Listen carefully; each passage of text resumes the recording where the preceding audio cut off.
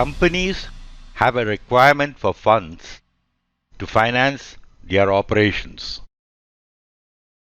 The funds in the form of capital are collected from different persons. In exchange, the persons from whom the capital is collected are offered a portion of the ownership of the company. For this purpose, the capital of a company is divided into a number of small, indivisible units of fixed amounts. The shares. The shares then represent ownership or interest in the company. The shares are what is offered to the persons in exchange for their funds or investment. The shares are measured by a sum of money, mainly for the purpose of quantifying liability. The persons who hold shares are known as shareholders, and the amount that they contribute towards the business is referred to as the share capital. The different contributions of capital from the shareholders are considered under a common capital account, which is known as the share capital account.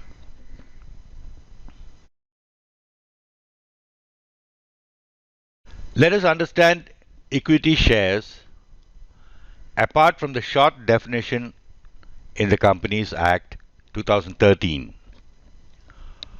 Ordinarily, we refer to the equity share when we say the term shares. In fact, the other name for equity shares is ordinary shares. Generally, the members of the company with voting rights are the holders of equity shares. These shareholders can take part in the management of the company through their voting rights. Long-term capital is raised with the aid of equity shares. Equity shareholders are called residual owners. They are paid the residual amount after the settlement of claims on the company's income and assets. On the other hand, preference shareholders have a preferential right of repayment over the equity shareholders. They also receive a fixed and steady dividend from the revenue of the company before an equity shareholder gets any dividend. Yet, existing equity shareholders would generally prefer to issue preference shares as a source of funding rather than issue additional equity shares. This is because the holders of preference shares do not have the powers to exercise control over the management and thus will not dilute the powers of the existing equity shareholders. Also, the equity shareholders will not have to share with the preference shareholders the bountiful profits that arise in good times. Instead, they need to be paid only the stated dividend.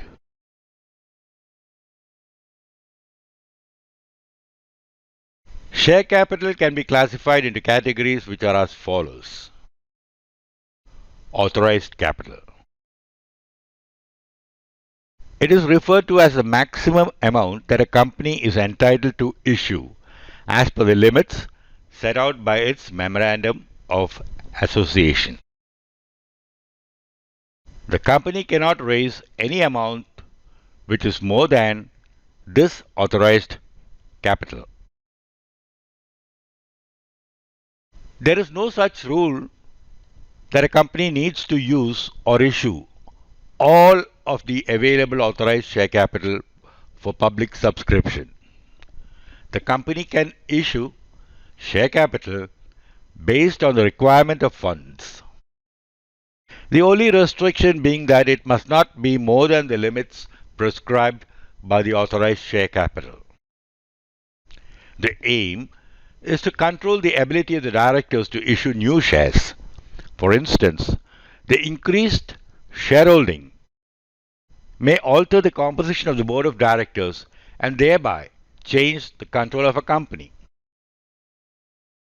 Also, such an increased issue of shares to new shareholders may also shift the profit distribution balance where the old shareholders may lose out on the profits that they are enjoying at present. For example, if new shares are issued at face value and not at market value. However, we need to be aware that it is also possible that the limits set out by the authorized capital may be increased or even decreased for that matter. For this to happen, prescribed procedures as per the rules laid down by the Companies Act will have to be followed. This will obviously involve the consent of the existing shareholders. The authorized capital is also referred to as a nominal or registered capital. Issued capital. It is referred to as that part of the authorized capital that is issued to the public for subscription, which includes shares allotted to the vendors and the signatories of the company's memorandum. Unissued capital. The authorized capital that is not offered for public subscription is referred to as unissued capital, and it can be issued to the public at a later date. Subscribed capital. Subscribed share capital is the value of shares investors have promised to buy when they are released. Subscribed capital is referred to as that part of the issued capital that is actually subscribed by the public. The issued capital and subscribed capital become equal when the shares issued for public subscription are subscribed fully by the public. Unsubscribed capital. This refers to those cases where the number of shares subscribed is less than that what is offered or issued. The company will allot shares for which subscriptions are received. The rest remains unsubscribed. In the long run, subscribed capital becomes equal to the issued capital or remains less. Called up capital. It is referred to as that part of the subscribed capital for which the company has asked shareholders to pay. The company can decide to ask the shareholders to pay in full or just a part of the face value of the shares. Paid up capital. It is referred to as that part of the called up capital that has actually been paid by the shareholders.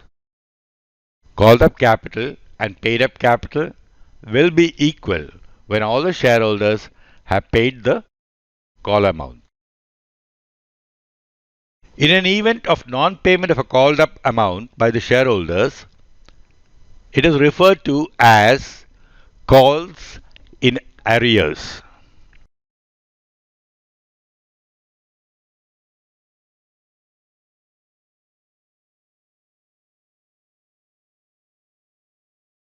Uncalled capital. It is that part of a subscribed capital that hasn't yet been called upon by the company. The company reserves the right to collect this amount when there is a requirement for funds. Reserve capital. It is that part of the uncalled capital that a company may keep as a reserve, which is only used in the event of winding up of a company. The creditors have access to such capital in case the company is wound up. Some part of the capital may be uncalled simply because the company defers or schedules the calls to a later date when it may actually require the fund. Paid up capital is further classified as fully paid up and not fully paid up. Disclosure in the balance sheet of an instance of fully paid up shares is reproduced in this figure. Out of the authorized capital of 40,000 shares of rupees 100 each, only 30,000 shares were issued. Only 28,000 shares were subscribed for. All the money was called up and fully received. This will be classified as subscribed and fully paid up capital.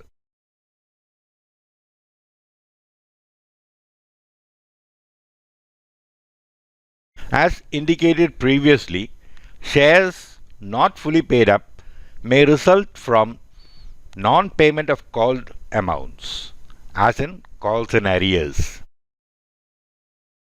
This is the disclosure in the balance sheet of such an instance. The company issued 50,000 shares of rupees 10 each. All the shares were subscribed to by the public. All the monies were also called up by the company. These were fully paid in all but 500 shares.